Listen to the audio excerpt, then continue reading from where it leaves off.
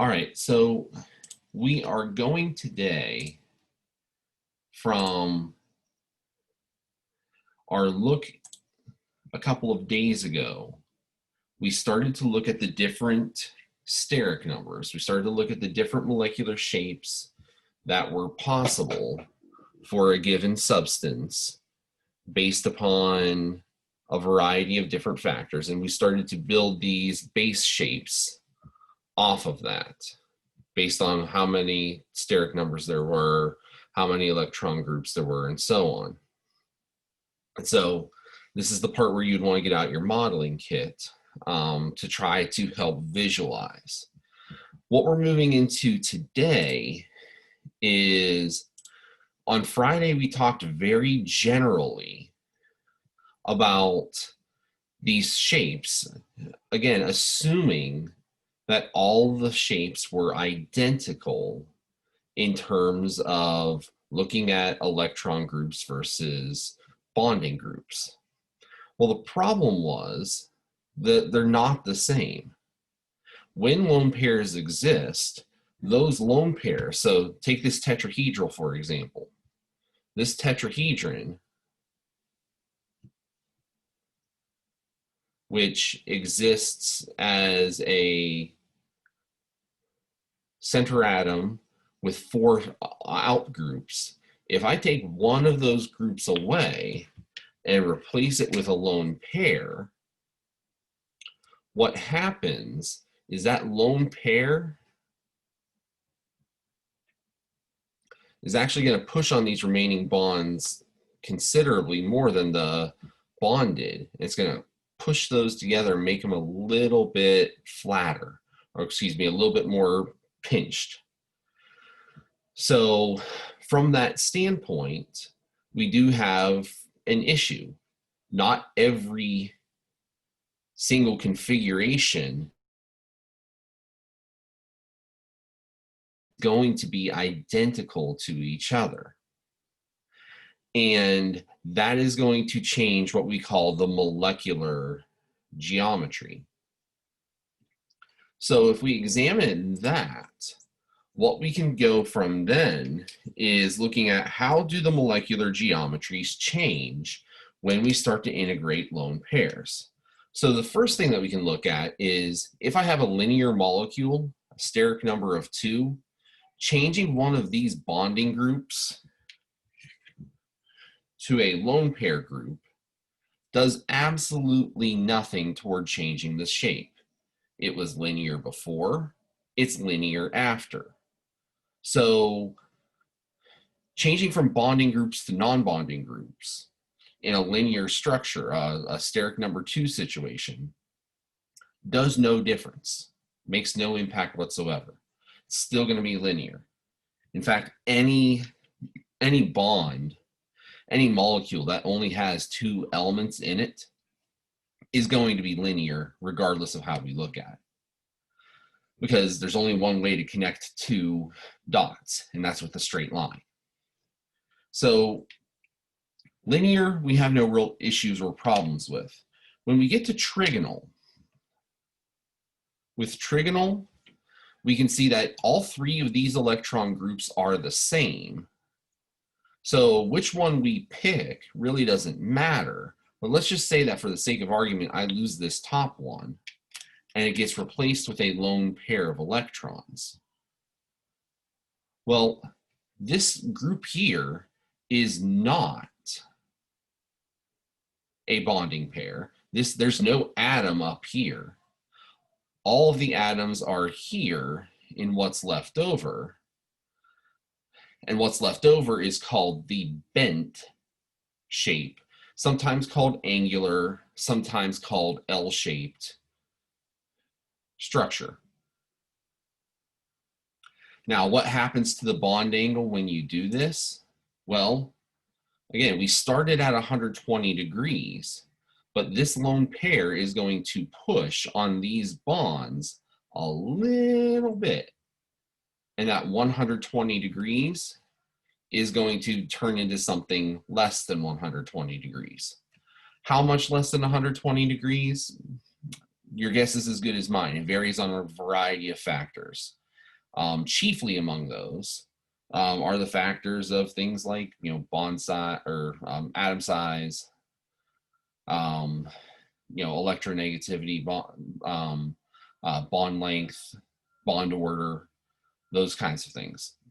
So we don't really have a hard and fast rule for it. We just know that it's less than 120 degrees, and that's what we would anticipate based upon the numbers in front of us. And so that's all that we say. We say that it's less than 120 degrees. Now, as we get into more complicated shapes, like tetrahedral, we're going to find that the variety of shapes become more as well. So if I'm looking at a steric number of 4, tetrahedral geometry, again, I've got my tetrahedral set up here. All 4 positions are equivalent. So if I lose one of those bonding positions and it gets replaced with a lone pair, the resulting shape, what's left over, again, there's no atom up here, so this doesn't participate in the molecular shape itself. All that's left is this pyramid shape with a triangular base. And for that reason, it is called trigonal pyramidal. Now, what is the influence on this bond angle? Well, other than changing the tetrahedral to trigonal pyramidal, what we're also going to see is that this lone pair is going to push on these bonds a little bit more, make them a little bit closer together. And so we're going to call that less than 109.5. Tetrahedral was 109.5 degrees on its own. Trigonal pyramidal, all we know it to be is less than 109.5 degrees. Again, how far behind 109.5 degrees it is, well, that varies on the situation and on what's being bonded together. Now, if we replaced 2 of these groups with lone pairs, again, where we put the second one really doesn't matter, because ultimately all the positions are equal distances apart from each other. The only time that we're really going to have to worry about that is in the next structure, when we've got the major differences between the axial and the equatorial positions in that trigonal bipyramidal shape. If I take away 2 of those positions, now I'm left with a shape where I've got 2 lone pairs and 2 bonding pairs. The resulting shape looks very familiar. We saw this with the trigonal planar, where we had the bent shape here, and now we've got a bent shape here. Now the difference between them, look at the bond angle. The bond angle here was 120 degrees. The bond angle here is 109.5 degrees. And because of these lone pairs here, it's actually being smushed a little bit closer together. It's less than 109.5. Again, we don't know exactly how much less than 109.5 it is.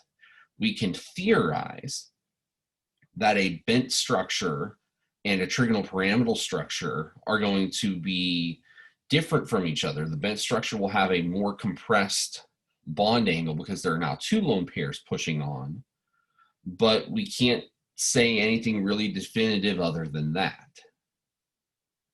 So for our most common molecular shapes, these are our options. Now, one thing I want to make you aware of, these shapes and these subsequent angles are not something that you are going to need to memorize. For your Chapter 5 quiz, for your exam, obviously, since the exam's the take-home, you're going to be given tables like this to help you to figure out what to do next. You still need to know how to interpret the tables, but you will have the tables there so that you can quickly access, okay, I've got a steric number of 4, 3 of them are bonding, 1 of them is non-bonding. That must be, okay, trigonal pyramidal. And there's my bond angle. So for the majority of our structures, for the majority of the compounds that we encounter, this is what goes on.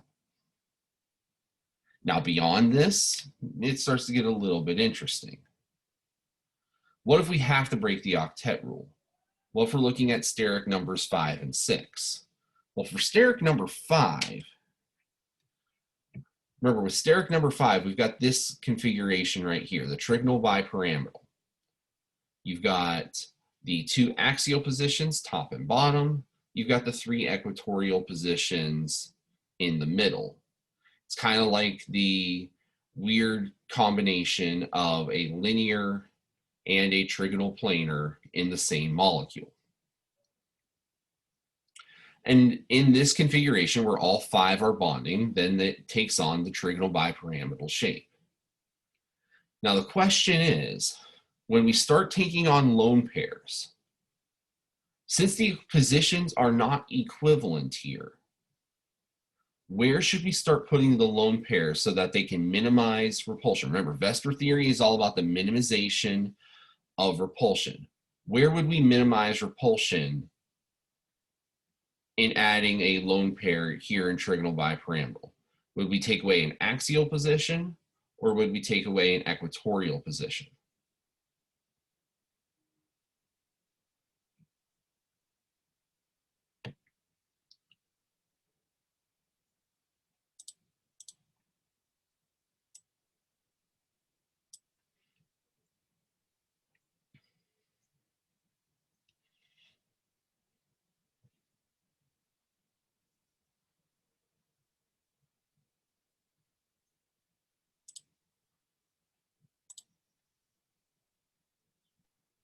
Would it be an equatorial position?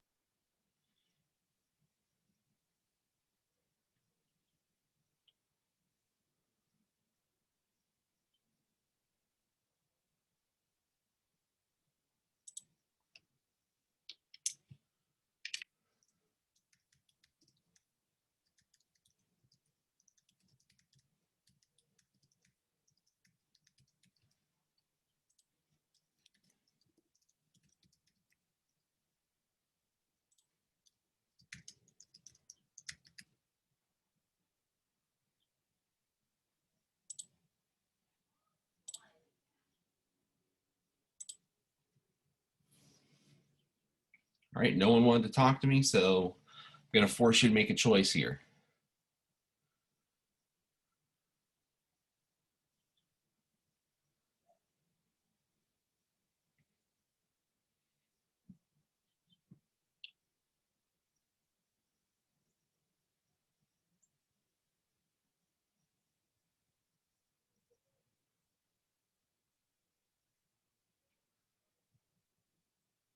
Can you guys hear me or no?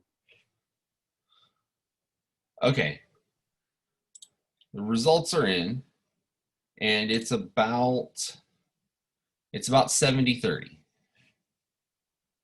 Most of you are saying it's an equatorial position that will be lost. And those of you that said that are correct. Why the equatorial position? Well,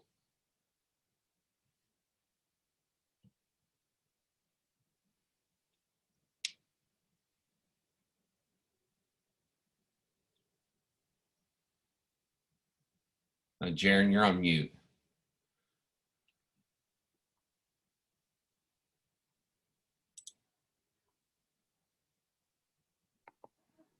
No, I guess my microphone's really quiet. I don't know if he can hear me or not. But...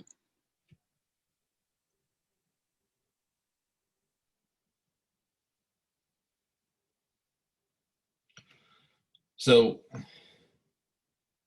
the equatorial position is the favored position because the angles inside of the equatorial position are 120 degrees apart. That would minimize repulsion much, much more than if I had used an axial position, where the axial position, yes, it's 180 degrees from the other axial position, but it's only 90 degrees from the other equatorial positions. So given the combination, 120 degrees apart is better than 90 degrees apart. And so as a result, what we see is that we see the equatorial position filled with that lone pair. The resulting structure we call seesaw. In this configuration, it's not exactly easy to see where the seesaw comes from.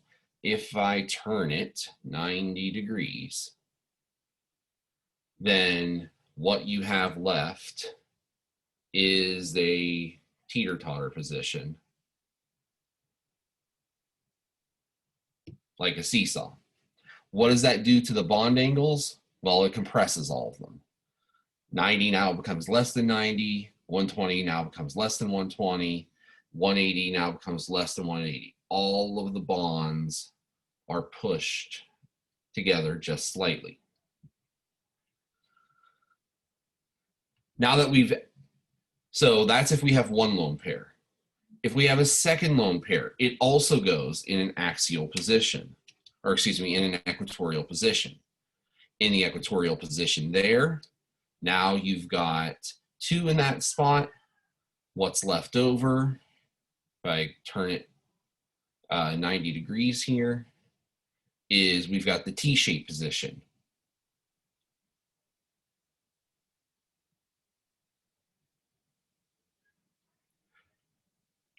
Finally, if there is a third lone pair, which is common amongst these kinds of molecules, it also goes in the equatorial position. And so now I have 3 lone pairs in 3 equatorial positions. All that is left are these 3 in a line. So we're back to linear. And now also look at what happens here with our bond angle. All 3 of these lone pairs effectively cancel each other out in terms of their pushing. The bond angle here goes back to being perfectly 180 degrees. It's not going to be pushed or pulled in any direction because all 3 of these lone pairs effectively cancel each other out. Before then, we can see 90 degree, 90 degree, 90 degree, 90, 120. Everything's getting kind of compressed, pushed together a little bit.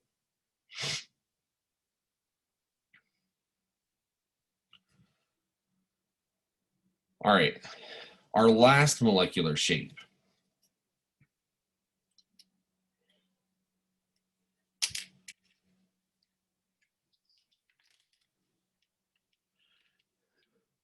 Our octahedral. Now from this perspective,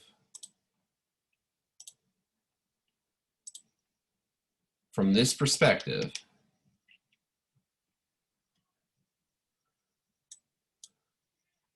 going to throw out another poll question.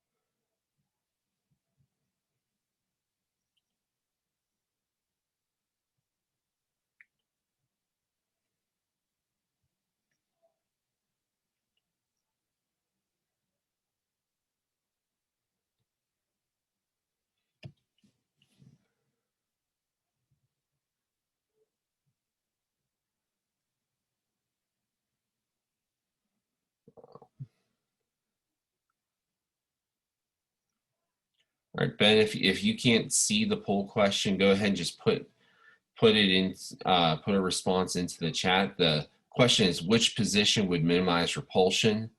Axial, equatorial, does not matter, or not sure?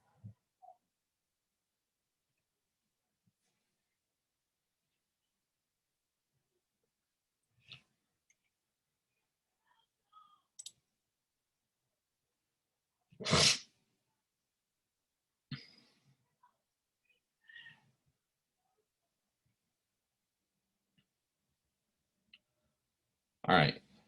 Most of you are in, and it's very, very split. It's very, very split. Pretty much the same numbers of people are saying all of the options.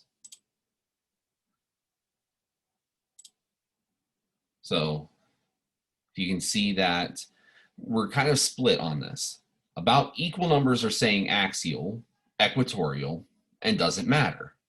And that probably is representative of what the true answer is. It doesn't matter. Why doesn't it matter? Consider all 6 of these positions are equivalent to each other. Each atom in the octahedral shape is 90 degrees away from 4 other atoms.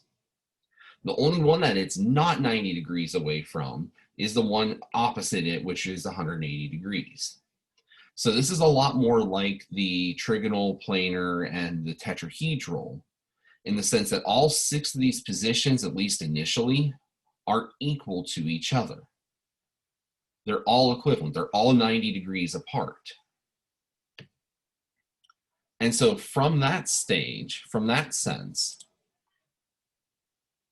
then when it comes to adding a lone pair, it really doesn't matter what position that we look at, axial or equatorial, because ultimately they're all the same. So if I pull off one of those bonding groups and put on a lone pair in its place, what I have left is a square-shaped base with a topper. So if I flip this 180 degrees, I have a square-shaped pyramid. And so this is called square pyramidal. Now, if I throw on one more lone pair, now the positioning does matter, because from a minimization of repulsion standpoint, I want these 2 lone pairs as far apart from each other as possible. The way to get it as far apart from this one is to put it on the opposite side. And so that's how we get the square planar shape as a result. Now, as this table indicates, there are other geometries possible. However, we're getting into pretty rarefied air with those. So what we do instead is we're just not going to really encounter anything that looks like those. We're going to leave them at that. So before we move on to some examples, are there some questions that I could answer that might help to unburden some of the things that you're thinking about as we've gone through these different shapes and designs?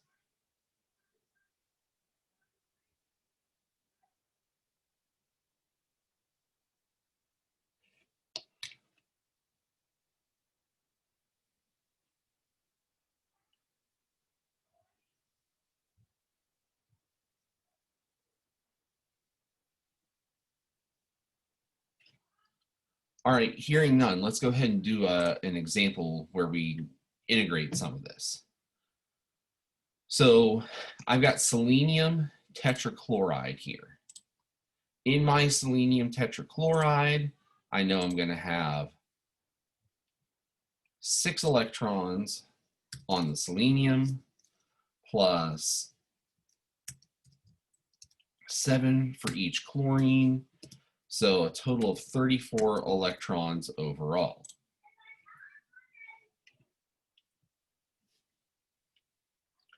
If I do my simple drawing, I'm going to start with selenium as my center atom, put my chlorines around it,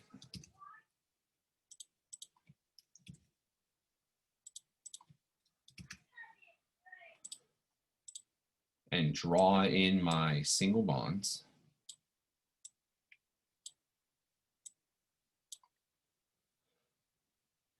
Fill out my lone pairs.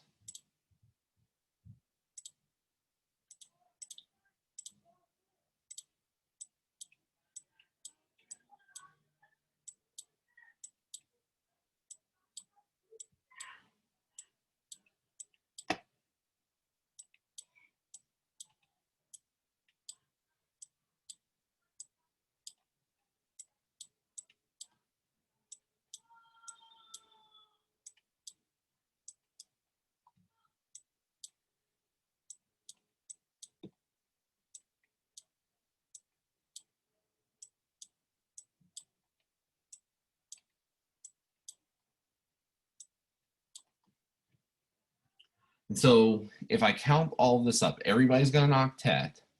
I've got 2, 4, 6, 8, 10, 12, 14, 16, 24, 32 electrons in total. So I've got 32 electrons in this structure. I'm supposed to have 34. Now remember, if I'm short, then what I need to do is I need to add a couple of new dots on that center atom. That's going to give me the 34 that I need.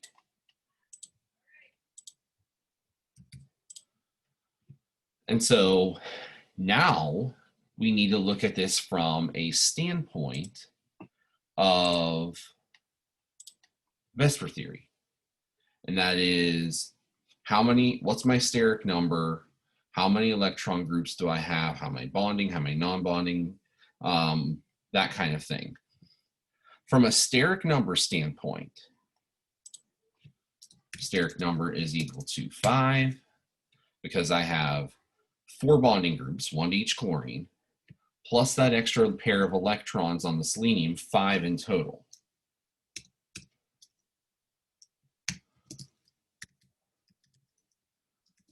My electron domain geometry, since steric number was 5, is going to be trigonal bipyramidal, molecular shape.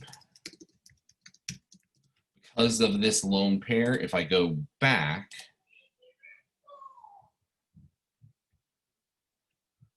trigonal bipyramidal with 4 bonds and 1 lone pair, that molecular shape is called seesaw.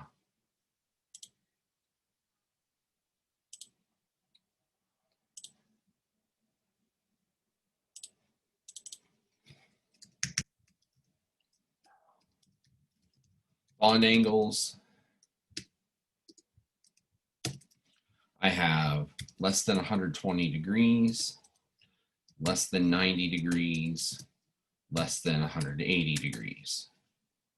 Remember that lone pair of electrons pushes everything else.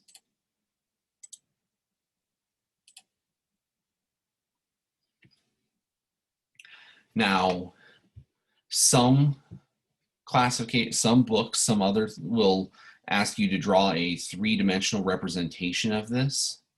That's not too terribly difficult to do.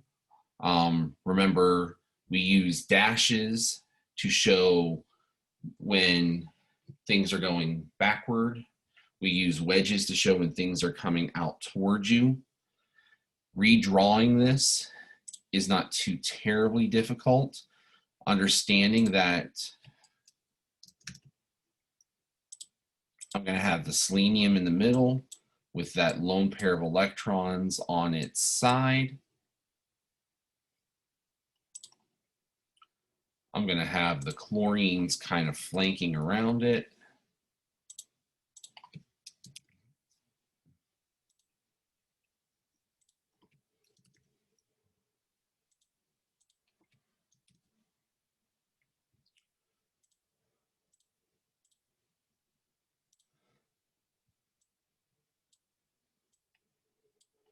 And then this one is going into the plane. This one is coming out of the plane.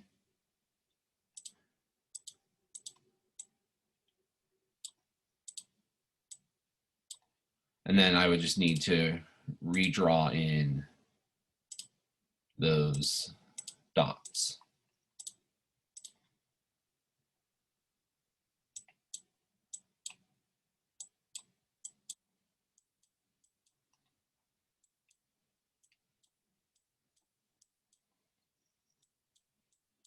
So if you ever get into a problem where it asks you for a three-dimensional representation of the shape, this is all that you have to do, is redraw it to show the actual 3 dimensions of the particular shape that you're looking at. So we start with the trigonal bipyramidal.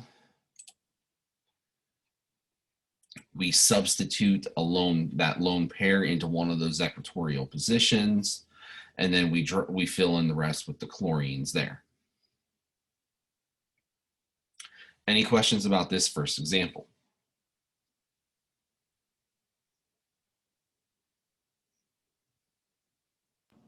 No. All right. Let's take a look at the second example. Our second example is an oldie but a goodie. We did this one together in our Lewis structures activity. This is triiodide. And so if you remember triiodide ion,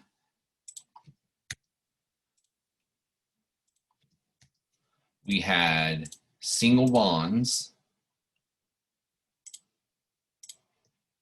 between the iodines and each other. And then we had lone pairs of electrons, 3 lone pairs of electrons around each one.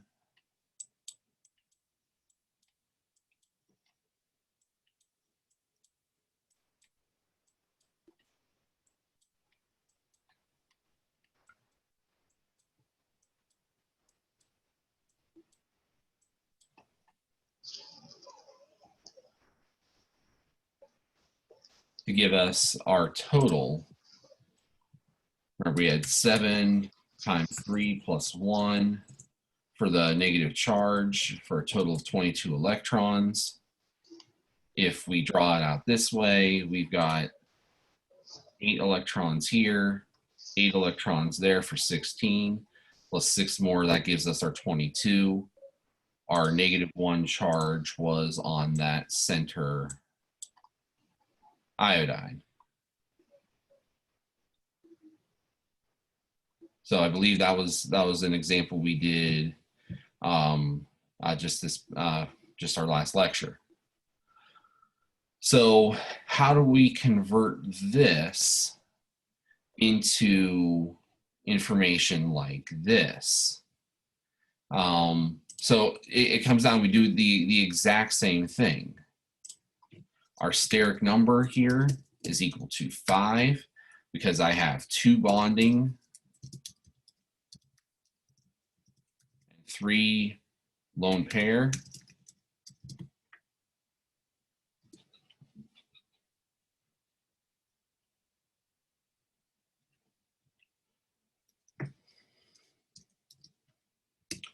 That means that our electron domain geometry is still trigonal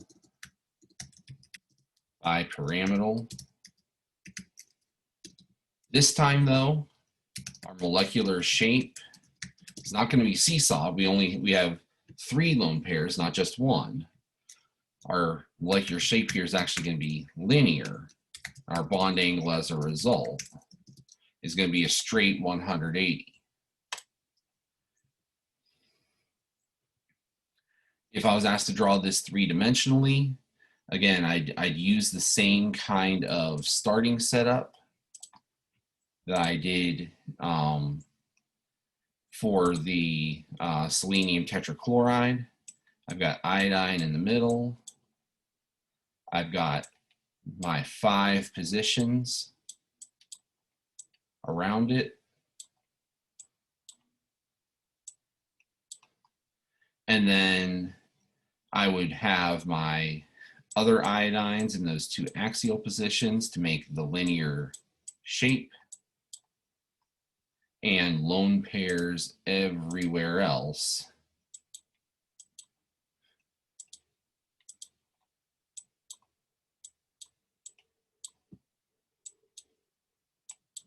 to fill out the form.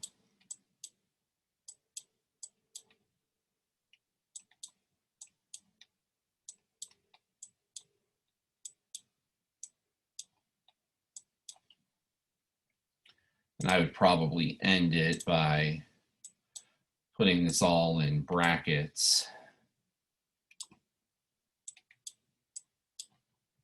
to show that it was negative charge.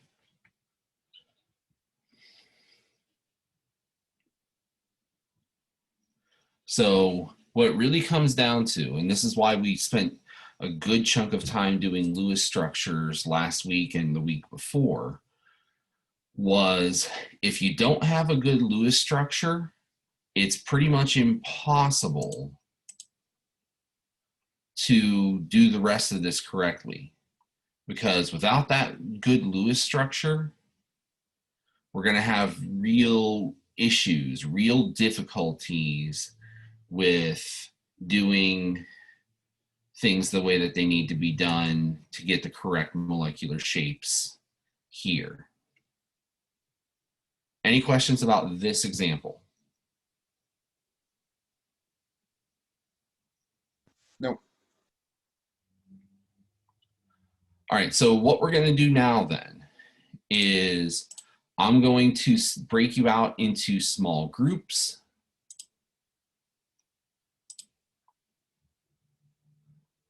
And you are going to work on these next couple of problems here in your small groups and try to get as many as you can done. So we've got about 10 minutes. I'm going to set up some breakout rooms here.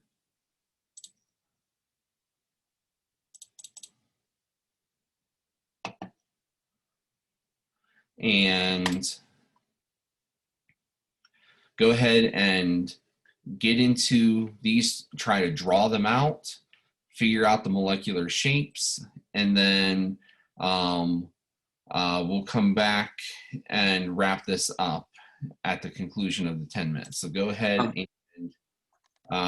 let me open those rooms up and go ahead and get yourself into them. Is that chart that you had, is that in the It's in the PowerPoint. okay. Yes.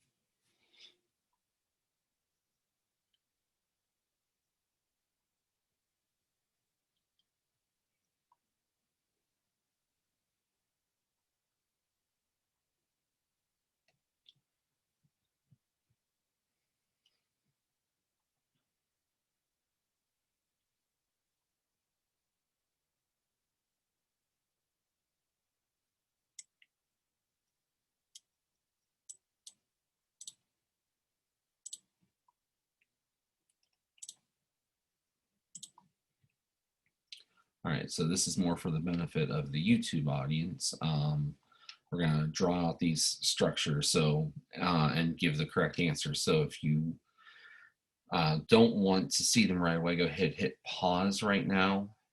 And when you come back, after you've done them, go ahead and hit play again. And you can see the correct answers and go against yourself there.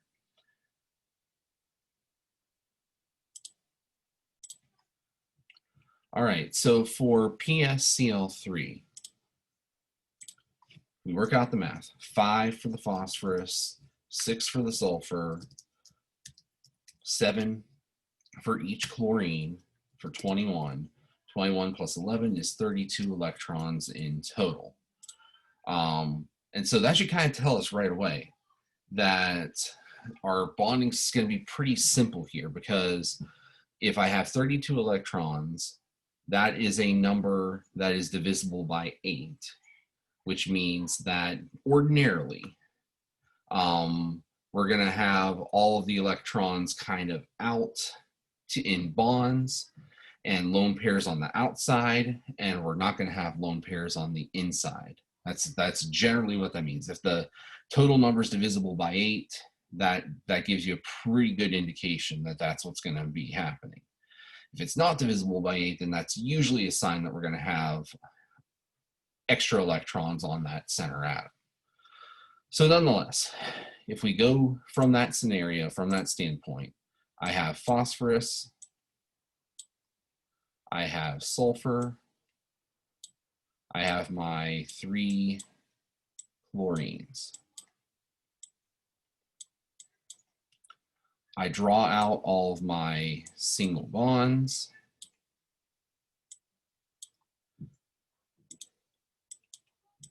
I fill out all of my octets.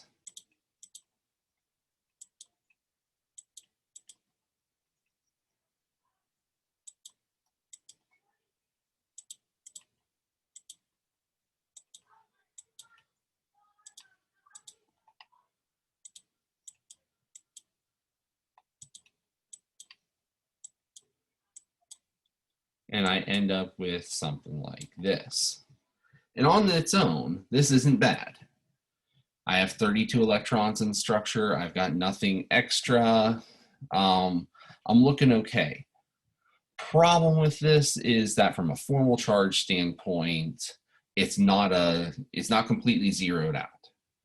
I end up having a negative charge on this sulfur. I end up having a positive charge on this phosphorus.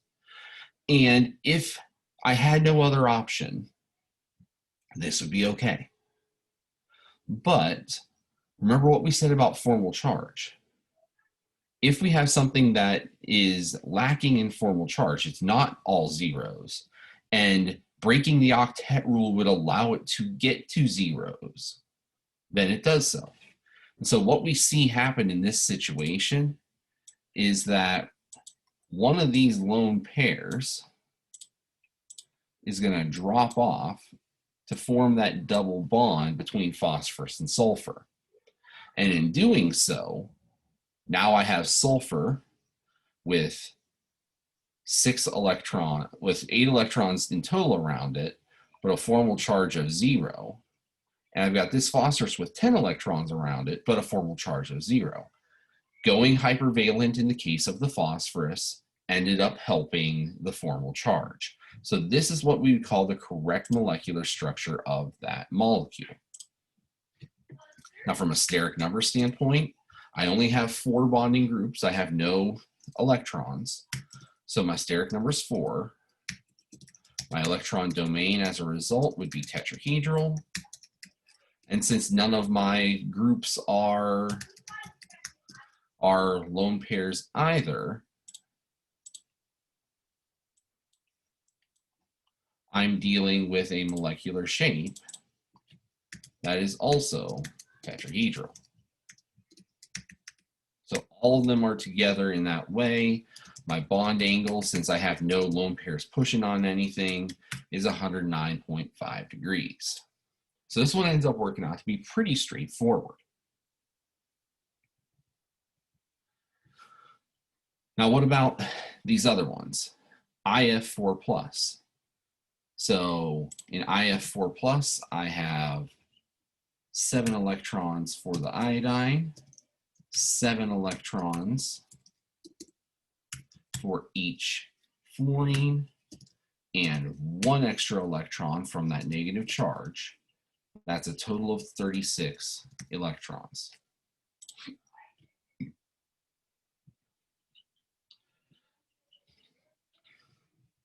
Now, this one I gotta be a little bit more careful with, because unlike sulfur, chlorine, and phosphorus, fluorine cannot break the octet rule. Iodine can, but fluorine cannot. Now, the other thing that I need to look at here, 36 is not divisible by 8. So I know that I'm going to have extra electrons that end up on the iodine. So let's draw it out. I've got iodine and 4 fluorines. Just going to kind of space them out here.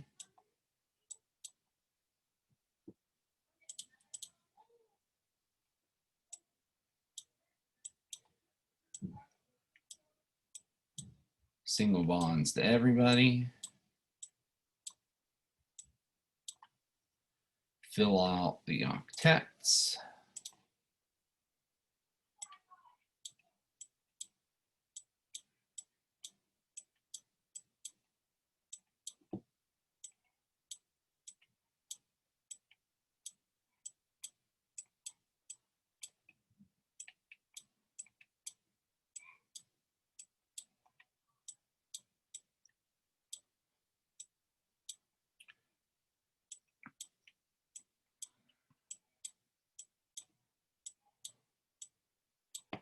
And if I count it out, 2, 4, 6, 8, 10, 12, 14, 16, 18, 20, 22, 24, 26, 28, 30, 32.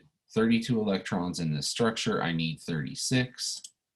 So I got to put 2 more sets of dots, 32, 34, 36.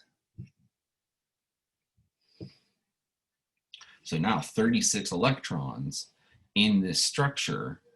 Now I've got it completely filled up the way that it's supposed to be. How does that change things? Well, from steric number standpoint, I have 6, 4 bonding groups, 2 pairs. My electron domain geometry, as a result, is something called octahedral, because I've got that 6 electron groups, but my molecular shape is going to be square planar. And again, why square planar? Well, if I go back to my geometries here, 4 bonds, 2 lone pairs, that's giving me square planar geometry. My bond angle there would be 90 degrees for axial to equatorial, 180 degrees for the ones that are spread apart.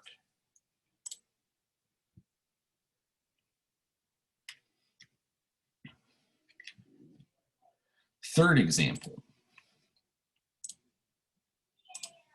I've got a similar molecule, but instead of a positive, or excuse me, instead of a negative 1 charge, it's a positive 1 charge. 7 electrons times, or excuse me, plus 7 times 4 for the fluorines. This time, subtract an electron. Because of the positive 1 charge, I have 34 electrons to work with now. Now, what you see in the previous example is pretty close to what you get.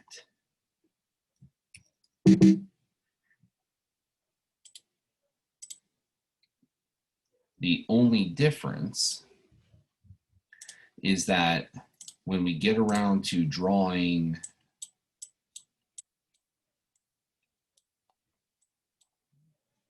at the end,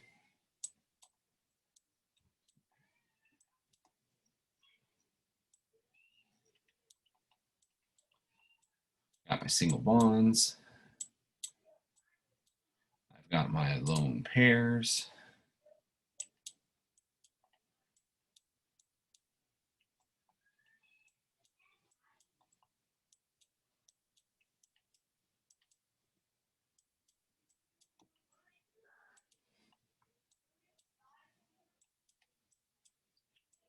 and after I add in all of my lone pairs, I'm going to be at the same 32 electrons that I was after drawing in the skeleton structure for the previous example. This time I'm only 2 electrons short, so I'm going to just put 2 extra electrons on the iodine instead of the 4. End result, I get a steric number of 5 here, 4 bonding, 1 pair. My electron domain as a result of that is going to be trigonal bipyramidal. My molecular shape, 4 bonding pairs plus 1 lone pair gives me seesaw, with bond angles at less than 90, less than 120, less than 180. Okay, so for our very last one, we're going to be doing nitrogen, or excuse me, nitrite ion, NO2 -1. For this one, we've got nitrogen, 5 electrons, plus 6 for each oxygen, times 2, plus an additional one for the -1 charge, 18 electrons in total.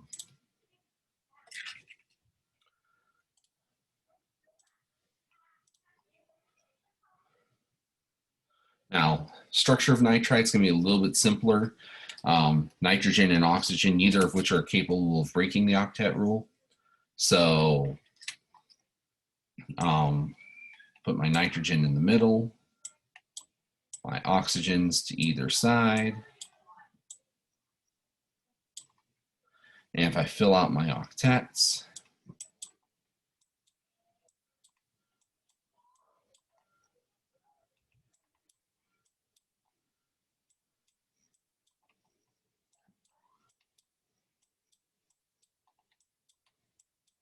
what we'll find is that this gives us 2, 4, 6, 8, 10, 12, 14, 16, 18, 20.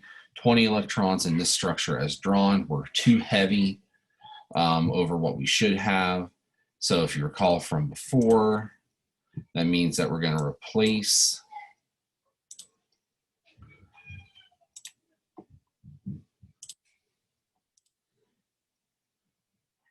some of our bonds with a double bond, or excuse me, some of our dots for a double bond.